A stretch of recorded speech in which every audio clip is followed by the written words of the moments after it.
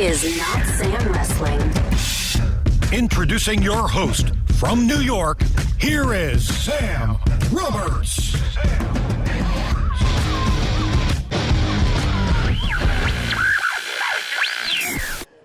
We're here at the Performance Center on a big day. A big day, the biggest day. For Candice LeRae. It's the biggest You day. rhymed. The big day for Candice LeRae. I was thinking about that all night last night. Going like, oh, yeah, I'm going to nail it. I know, it's going to happen. Oh, I'm going to nail it tomorrow when we get there. Well, what's the haps, Candice? Oh, not nervous at all. Not at all. Are you, as you go around, because there's a lot of media here at the Performance Center. Yes. And I'm like, trying to think, like, I talked to Matt Reddo. He doesn't seem to be even slightly concerned. He's like, yeah, no, I got this. It'll be fine. But I would think, and I don't want to put this in your head, but I would feel like if I had on my shoulders what you and everybody who's on the show tonight has on their shoulders, I'd be having these conversations with people like me and like looking right through me, thinking only about like, okay, no, I'm thinking about tonight. It's kind of nice because like we are thinking about tonight, but it's not. It's a little bit of a distraction without being a distraction. You know what I mean? Like yes. it's a break from like sitting here stressing out and going, okay, what am I gonna do? And like, what am I gonna wear? How am I gonna do my hair? And like, what do I need to actually prepare for, like physically and mentally? Like, so it's kind of a nice little like breather for us to do this right now. Like you're not being irresponsible. Yeah. Because this is part of the job. This is part of it. Because we've been talking about it so much today, like about being on USA. Like I can't ignore the fact that today is the day. Yeah. Like I know, but it's just like, it's kind of nice to be able to talk. I don't know. It's almost getting me more excited than nervous. That's good. So that's a good thing. Yeah. Now, and when you go out, right, and you guys crush in that first match on USA. Thank you. Does that give you more confidence? Oh, I'm still so nervous. Okay. So you're like, no, I did that once. So it was completely luck. It was actually, well, see, that's how I would usually feel. But I had 3 other people, and, well, no, 4, because the referee is a part of this as well. That's right. She's part of this team. And being in there, I was like, oh, my gosh, they got me. If nothing else, they got me, right? They got me. If I follow my face, they got me. Yeah. No, look at those 3 over there. Yeah. Like, don't. Yeah. Right. It's all surreal. I see. So now it's like no distractions. Yes. One-on-one. Yes. Championship match. Yeah. Oh. Yeah. The whole shebang. You're just like, here, Yeah, you're not I know nervous. you were getting excited, but here's let's pile that on, and that too. Oh, by the way, title on the line, and there you go. You feel better? Yeah, I feel great. I feel so great. Your journey to get here is pretty interesting. Yeah. Because Johnny was here for quite a while before you got here. Yeah. You finally came, lots of fanfare, but not a lot of title opportunities and things like that. Like I feel like every step you had to do a lot of work towards that. Yeah. Was this position? Such is my career. Story of my career. Was being here, was this always kind of the goal in your head? Oh, yeah. Yes. When I was 6 years old, I was like, I'm going to be Macho Man. I'm going to grow up, and I'm going to be a wrestler, and that's what I'm going to be when I grow up. And so no doubt in my mind that that's what I was going to do. But this place didn't exist then. Right. So herein lies this. Once NXT kind of came about, Bailey was a part of NXT, and I, being one of her friends from like before she was with this company, I'm gonna watch and I'm gonna support my friend. And then I started going, oh my gosh, like this is so different. Like what they're doing is so different. This is for the women who grew up wanting to be Macho Man, not Elizabeth, yeah. right? Yeah. Yeah. And I'm like, oh wow, like what they're doing in this brand is unique. It's special. Like there's something about it. And then I think I said to somebody the other day, the only way that I could describe this is like, I didn't think that I could love wrestling more than I did. Like working and getting here and like my whole life, I didn't think I could love it anymore.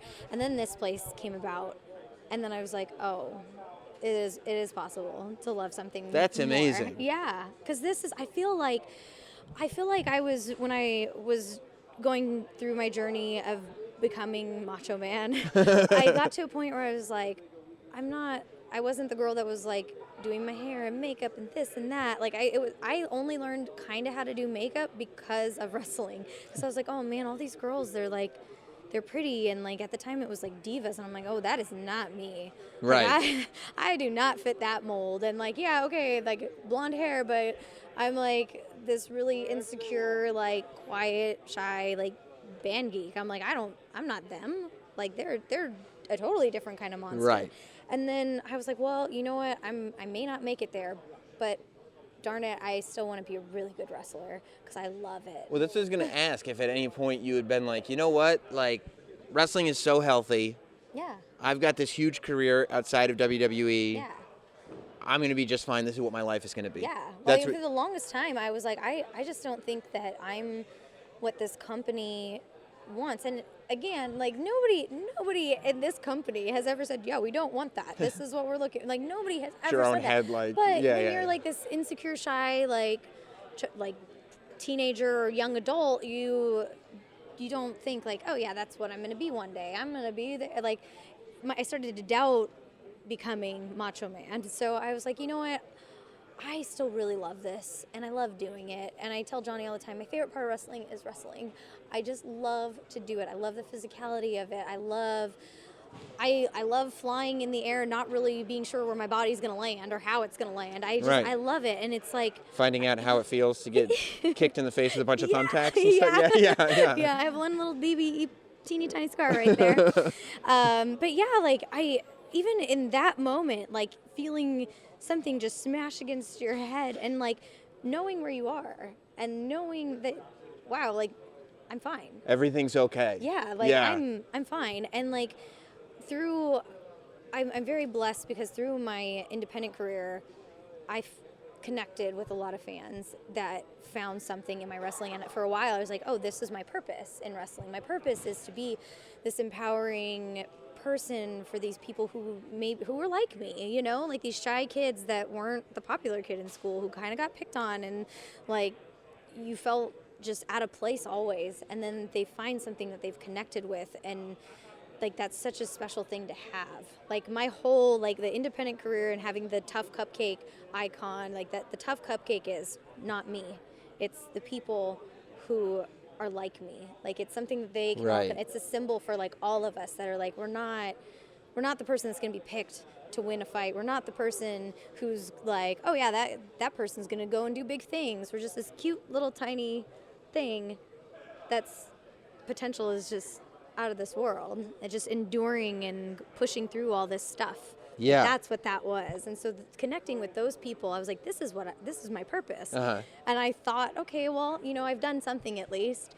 And now I'm like, oh, now I work at Disneyland for wrestling, and it's great. Yeah, there's a whole other universe. It's Yeah. just here the whole time. Yeah. There's all this other stuff to do now. It's crazy. I mean, it is kind of nice the way the timing worked out, because I have to imagine that you were getting to a point where you were like, as far as the independents go, there's not that much left for you to accomplish, right? You kind of did it all and then some. Yeah, and I was kind of, I used to have the theory that like, oh, I'm probably not going to have kids, and like, I'll just do wrestling forever and it's going to be fine. And even if it's just indie wrestling, I'm fine with that because I just love wrestling. Right. And then I met Johnny and I was like, oh no, I want kids. Oh, I'm going to have a family. How do I process this? So like it was a scary time, even with like this company just reaching out to me and saying, oh, you know, like, do you want to come here, Johnny? And you're like, oh no, we want kids. But we both are on the same page. Just like, if I don't do this, if I don't do the thing I've been wanting to do my entire life, like at this place that I love more than anything in this world, like am I really going to be happy? And what are you going to teach your kids? Like, mommy had dreams too. Yeah, mommy had and dreams. Then you got here. Yeah, and then so Plus, when like I wrestling for WWE Well, yeah. probably doesn't wait until after kids. Like, can we do it in 20 Yeah. years? Yeah. Well, and I just didn't imagine this would happen in my 30s, and I'm not shy to admit I'm in my 30s. So It's okay. Yeah. I am too. 30s, best years of my life. It really is though. That's great. But like, I had gotten to the point with Johnny where we were married, and he was here working here, and we were both living here in Orlando. And I told him, like, I'd already done my own classic, and I hadn't heard back. And I was going, I don't know if this is gonna happen, man. And I was like, I mean, it's fine. If maybe I'm not doing something or I'm not what they want, and that's fine. But like, I guess, you know, we have kids, and I was even texting my tag partner on the Indys. I was texting him, and I was like, I think I'm going to be done after this year. It was Retired. December. I was like, I think maybe even next year sometime we do our last like World's Cutest Tag Team loop, and then we're done. And the next day, I kid you not, like I wish I was making this up because it's so ridiculous to tell people this, and they're like, oh, that's not. But this actually happened. Like the next day, where I was like, okay, this is it. I was contacted by WWE. And they asked me to come in for a meeting, and I came in, and they offered me a contract. You're like, yeah, Joey, remember that thing I said to you yesterday? Never mind that thing. I got home. I was really cool and calm and collected here, and I don't think too many people know this, but like I don't like to like show my emotions in public places because I feel very like vulnerable and like, oh my God, everybody's so. Gotta keep those walls up. Yeah, so. When I was here and they were talking to me, I was very calm. I was like, oh, yeah, cool. Like, oh, my gosh, thank you, guys. Yeah. And I get home, and I'm just, like, on my bathroom floor weeping. And I'm texting Joey, and I'm like, Joey, he offered me a contract. And, like, Johnny gets home. He's like, what's wrong? Because I don't, like, even movies. Like, he's like, you don't cry, like, not even during The Lion King. Mufasa dies. And I'm like, no. Look what Simba's going through. What's wrong with you? I don't cry. And I think it's because it's a disconnect. And I think that's what I try to do in the real world. Yeah. Because I'm like, I'm disconnected. Yeah. And then I get home and I'm like, oh, God. So like I cried in the bathroom. And ugly face crying on the floor. Well, and that's the thing. I'm one of those people that it's like ugly and like snot happens. And it's not, or maybe drool. Like it's not a pretty. movie. It's not a rom-com. Yeah. Like, I don't want people to see me like this. They're going to think I have problems. But so he comes home and he finds you crying on the bathroom floor, and he's like, what happened? Yeah, he's like, what the heck is going on? I'm like, my dream's coming true. It's all real. And then who'd have thunk? We fast forward to today, and I'm like, So when you started doing the stuff with EO, did you kind of know like, oh, I think I kind of see where this is going? Like there's I feel like I never know where anything is going. As much as and actually they don't tell me where anything is going. I'm not even supposed to be here. I think I just snuck in there. I was like, oh, Johnny, you got to do that thing in the morning. Okay, I'll just go to hair and makeup and we'll just have it done. But with EO, I felt like they were like, here's the silver platter and here you go. Like you have this and you can do what you will with it, but it's all you. And like it's either gonna work or it's not. Well, and it's like I hadn't been that nervous. I told Johnny I hadn't been that nervous since doing the guerrilla warfare match. And like, because I just felt like there was so much pressure. You know, when you're in these scenarios, there's so much unknown because we never wrestled at this point. Like, this is the first time we're actually touching each other. Like, actually going in here and physically, like, wrestling against each other. And, like, it could go great or it could be very bad. And then, like, if it's bad, I'm like, this is the first time people are actually going to get to see me wrestle as, like, me and not have anything interfering with what I'm doing, you know? I'm not like, oh, my husband is going through so much and I can't even focus on this match. Like, it's me being like, oh, I'm mad and now I'm gonna come to battle like I would any of the matches that I've done on Independence. Yeah, it's a Candice story. And I'm like, okay, we can do this. It's gonna be great. And I was so nervous and I was so scared, but I was also like excited. And it's just because I'm very hard on myself.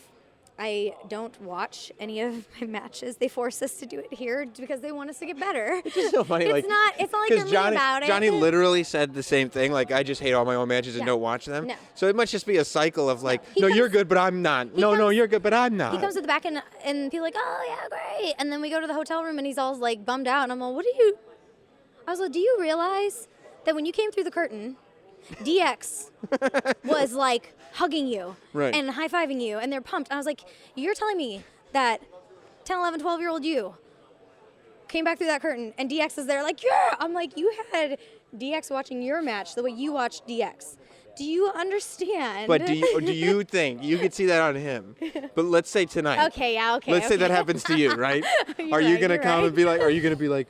I don't think that was that good. It could have been better. Well, I did have a moment after Takeover where Triple H like lifted me off the floor, and somebody caught it, I think, but I was like, "What is happening? What just happened? Like, why? Was that what?" Like, there's a lot of really bizarre things that happen here, but like with things like that, I have to just step aside from it and go like, I just need to be happy with what it was. They're happy, and like I felt good. I'm healthy. Like. Let's keep moving. Yeah, move forward. And now here we are. Well, here we are. Look forward to today. You're going to be live. You're going to be on USA Network. Yes. You're going to be competing for the NXT Women's Championship. Yes, all the big things. What a day. What a day. Thanks for making time for me on this day of days. I'm here for you. Thank you. Thank you. Awesome.